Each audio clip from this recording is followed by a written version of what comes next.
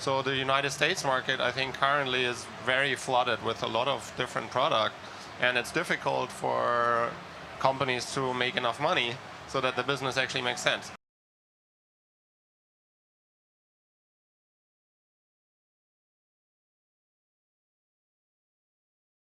Leif Petersen from Hologate, who kicked off the whole VR madness craze in this industry at IAPA. What year was that? 2016? 2017. 2017, with what I still think is probably the most successful product launch that certainly I've ever witnessed at this show, and I've been coming here for more than 30 years.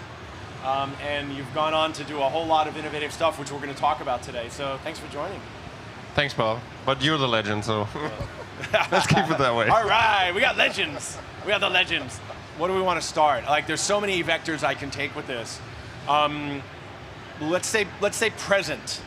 You guys have brought a lot of. You started out with the arena, the 4-player arena, and now you've moved into multiple different types of attractions. Let's just talk about how do you view the market in general, and when you're thinking about applying, VR technology to solutions in the industry, like, how do you look at the industry, how do you look at the market, and how do you decide, okay, well, this product, if we do this thing, it's going to solve this problem, and talk a little bit about how you view the landscape, because you've been in it a while now. Sure. I mean, I think the landscape's really evolved at the start. I mean, 2017, there wasn't much here, so it was zero latency, which was at that stage very expensive and big, but it's still an amazing experience at the time and groundbreaking. And then I think Rabbids was on the show floor as well in 2017. And then it was us, and I don't remember if there was anything else. That was pretty much nothing it. Else that's still around. No, exactly. No, there was maybe a few little things, but nothing really. And so, I mean, since then, if you look at the market now, of course it's evolved a lot. And so, I mean, all the giants and dinosaurs of this industry, they hopped on, and now you have VR arcade machines, and it's perfectly normal, and back then it wasn't. So I think self-operated machines, and especially VR arcade machines, they're now normal, and that's a segment that didn't exist before. And I think, like, if you look international, we're now in 42 countries around the world, 450-ish locations. So we also look at not just the US market, but the international market, and it's different. So it's also cultural, and how Europe is different to the United States market, because I mean, in Germany, arcades are not as common as they are here. So a self-operated machine in the United States will make a lot of sense because it goes into arcades, and it's perfectly normal here, but it might not be the same thing in Europe because there isn't that many arcades.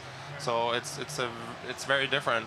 So in the United States, I think now certainly there's a lot of competition in the space. There is quite a few companies competing over the same market, and it's not just from certain categories. So if you talk about categories, it's that you have categories like where you say your arena game, where people get a social experience so they can play with their friends and family, where in an arcade game it's not so much interactive. It's an arcade game. It's not really a truly social experience what you do. So there is but then these categories might work differently in different regions. So that might work in the United States, maybe that works better in Europe. So the United States market, I think, currently is very flooded with a lot of different product, and it's difficult for companies to make enough money so that the business actually makes sense. So it's tricky. And I think that's a real risk, is like, again, when you see a lot of competitors come in and people copying things, all of a sudden, how do you defend yourself? And you guys have taken, some good stance with IP as a way of differentiating yourself, because you've had the scale. Like when you have 450 locations, you can go to Sony, you get their attention, and they give you, and they don't give you. they license Ghostbusters, and so you've done Angry Birds, you've done Ghostbusters. What's the experience been with IP? And I was just talking to Jonathan Katzenitz from Sony today about the model and operators' willingness to, do they see the value in it to the point where they're willing to pay that extra revenue fee or whatever. And so what's your experience been with IP?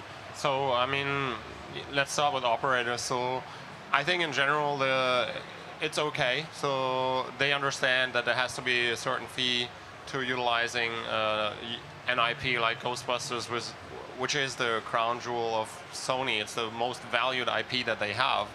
And we only got it because we did Angry Birds before, and I wanted to Ghostbusters first, and they didn't give it to us. So and yeah, it's tricky. So you have to work your way up to actually be able to do that, and it's very expensive because I mean it's not just developing any game.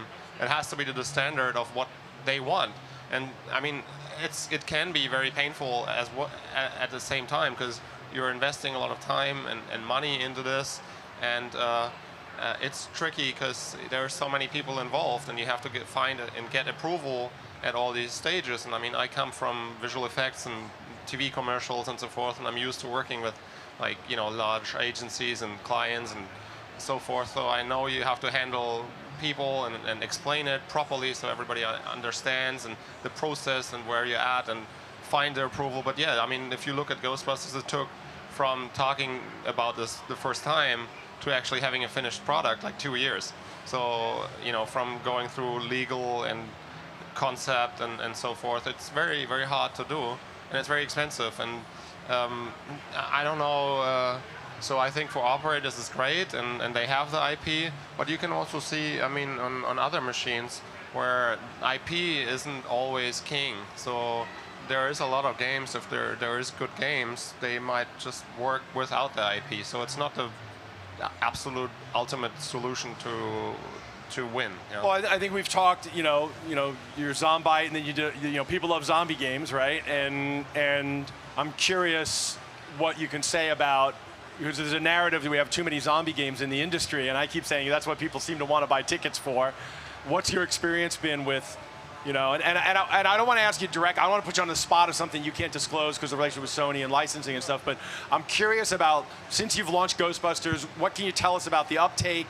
How is Zombie versus Ghostbusters playing out? Because I know Zombie was always your #1 category, and what can you tell us about how that's played? So our Zombie game is still the most played game. So Ghostbusters is probably on 2 now, so second. But it also is because you have to pay a little extra for the licensing for Ghostbusters. Not everybody does it, so it's for me hard to say, okay, why now would still more players play Zombie? Is it because there's more operators not wanting to pay extra for a license, or is it the better or more interesting game for players? That's hard to answer actually. Because how do you analyze that? But no, I mean, the game is doing well. It found really great reception. The movie's coming out now for Easter. It was meant to start in December, and with all the strike and stuff, everything got delayed. So it looks great. The trailer just hit, I think, a few days ago, and it looks fantastic. So I think this will help. And I mean, we have a lot of venues that are also movie theaters, and so for them, this is of course perfect. Because you can bundle, so you can bundle your online tickets and the sales with having a VR attraction that matches the movie, and so I think for that reason it makes a lot of sense. We have at Munich we have a film park, and they're running a lot of Ghostbusters, and it's sold out every day. So they're selling it with a ticket into the park, and then you can add on your VR attraction, and everybody does it, so it's sold out every day, so it's perfect. And I mean, their IP really shines and makes sense. Well, what's and then you've got the driving, the Blitz. So you moved into the driving simulator market, and then rolled that into the Ghostbusters universe. How has that affected sales of that product, and how's it performing? Yeah, so the Blitz simulator, we brought Ghostbusters to it, so you can drive the Ecto in it, and it's a great game. And I mean, I love the idea, so to have a training academy where you get to basically train core skills of a Ghostbuster, which is having a proton blaster and driving the car. And so I mean, that's what Sony approached us about, because Sony is opening an entertainment park in a couple of months, in Chicago, and so it's there, and it's also a great detection, of course, for them. And so also on the Blitz, we're seeing actually there it's probably like a 50-50 now. What we have a racing game that's kind of cool and people like, and then now Ghostbusters Experience, it's split kind of. It's similar, but it's good to. There's only 2 contents on the platform currently, so but I mean a racing game, by itself, so it has several levels. It's already, it's a solid game, so you don't need that much content on there because there's a great racing game on there. I found when I did the Ghostbusters on the Blitz, it was like, what struck me was its true fantasy fulfillment. And I think that's the power of virtual reality has, is, all of a sudden, I just wanted to flip all the switches on the Ecto, and there weren't none there, it was just virtual reality, but I just wanted to sit there all day and push buttons. And so it really transported me, maybe more so than any other VR experience. Like, I had this giddiness to me, like it's hard to describe, but I've done everything. I've done, Dojo, lightsaber, Star Wars, Void, but that one was just, there was something about it that really struck me as the true fantasy fulfillment as a fan. Yeah, and I mean that's basically like if you look at the core principle about like how Disney is, for example, designing theme park attractions. I mean, wish fulfillment is always first. It's like what do people? What's the ultimate wish? What do they want to do? And that's also like how when we started to design, was basically very much using what Imagineering is using. How do they make these experiences so that when you think of a theme park attraction, what's the core principles behind that? And we utilized exactly the same ideas what they're doing to build that. And yeah, wish fulfillment, of course, the ultimate wish fulfilling is always part of an IP, and that's why IP works, and works so well for this space, because it is then you have a fan base and they want to do it, and we know it from our childhood and so forth, and so that's I think the essence of any IP. So. Now you've done a lot of work recently or over the last few years with the military. That's a growing part of your business, and so you're doing some more in the free roam space. And so what's happening there? And do you see yourself moving into the free roam space in the amusement market based on those learnings? And how's that shaping up? Sure. I mean, so we built an attraction called Hologate X already in 2020. And so we utilized Vicon tracking. And the attraction is super high end, so it's like Dreamscape or like the Void. So you're using the active markers? Active markers. So we rolled that out into our own entertainment venue called Hologate World. And so it's been running there for 2 years. Still, for the general entertainment market, currently I see a lot of price sensitivity in the market, so we weren't sure if we should actually bring this to market, because it's so price sensitive, and then once you start scaling a product, then you have to maintain all of that, and we weren't sure if this really makes sense, and so we just took a little step back there, and currently we're looking at an angle how we can make the product at a price point where it will make sense for this space. But yeah, I mean, sure, there will be free roaming attractions from Hologate, and we're working on it. And so in the simulation and training space, we're currently working with German military and German army and police. And so this will spread into Europe for sure, and we're working on several larger tenders. And I mean, it's great because a lot of the technology, there's a lot of parallels. So we could not have built the army system if it wasn't for building the entertainment attraction, because we had very little time to actually finish that. We only had 3 months to give them a demo, and we had everything ready because it was, okay, here, this is an entertainment system. We had it all developed, so it was perfect. And so we're gonna be doing both, and I think that's yeah. It's the military and training stuff is very, very. It's difficult because it's such a long. You have to have a long breath. Yeah, it's a long sales cycle, right? It's a long sales cycle, and it's very complicated. So it's super high end what they're looking for, but it's also fun. Like I really like doing that stuff, and we have the DNA in the company as well. Our COO has been with the German Army for 13 years. He's a German Army officer. Jan, our CTO, is ex-Special Forces as well.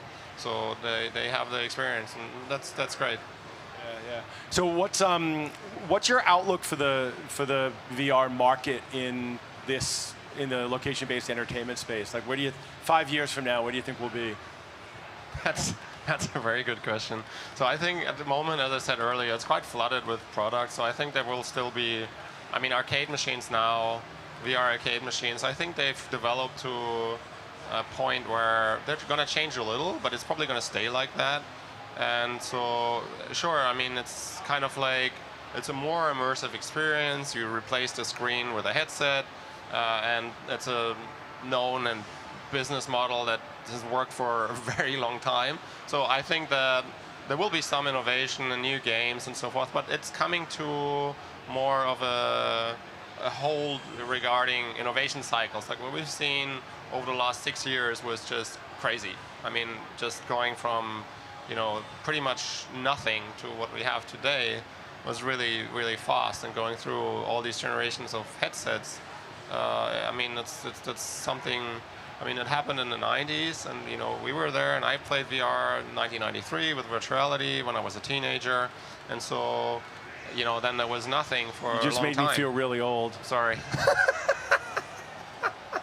But yeah, I'm also not that young anymore, sadly. But it's for sure. I mean, I think that the crazy innovation cycle that we've seen, it's going to slow down a little bit. You're going to see improvement, the quality and gameplay and games, and that's interesting. But yeah, it's I mean, at the end, what's difficult is, so I think the only way that you can create really great content is by rolling out in scale. So if you don't get scale, it's difficult to actually create cool stuff. And rolling out in scale is tricky. So it's not easier, I think, now, or it's become more difficult even. So, and yeah, so what's going to happen? I mean, sure, there will be, everything will get cheaper, and which also means that there's going to be some sort of price war, which is already happening. Is that all positive for everyone? Not sure, because at the end there needs to be enough money, not just for operators that make money with attractions, but the companies that produce the games and stuff. They have to somehow make money, and if there's not enough in there, we need a healthy ecosystem, and I think that's one of the challenges you're pointing to, is that as there's competition, it looks easy to get in the business, and everybody assumes, they walk around the show and they see all these products, and there's an assumption that they're all successful. And so, I can do that and I can be successful. And what they don't understand is how hard it is to actually build, and I'm not going to diminish how hard it is to be an operator. I've done both sides of it, and I know it's a struggle there, but it's a real struggle on the supply side, and being able to build a business that gets enough margin to reinvest in innovation, to build new content, to keep the market growing. And we need that ecosystem to be healthy, and everybody's got to be willing to participate in that. Yeah, exactly. So, and I think that's challenging, and it didn't get easier. And so, yeah, I mean, I'm curious what's going to happen. I think, the early days, like things like seeing how the Void kind of started and all of that was just super exciting. And I hope that something like that will ever come back on that quality level, because they built a Bentley, right? And it's hard to sell a Bentley. Yeah. While we maybe build I wouldn't say Toyota, but like it definitely, if you compare it to cars. Tesla? Oh, okay, let's do Tesla. That's good. I like that. I like that association. That's a good one. So yeah, and so it wasn't a Bentley. So, but I would love to see the Bentley again, because the Bentley was fun. Yeah. So, well, I do think Dreamscape's still around, and they're still kicking. And you've moved to the military.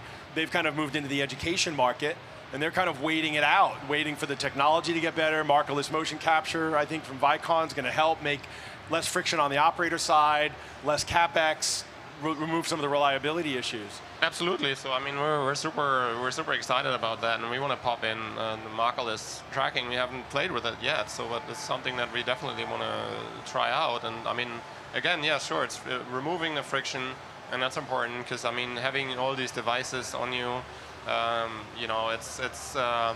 it's a lot of devices, and so a lot of devices create a lot of friction. And it doesn't matter if you're in the entertainment market.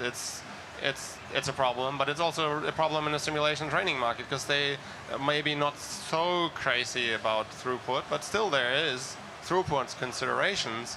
And like the government tenders we're currently bidding on, for example, they also have certain time for how long. This is amazing. Woo.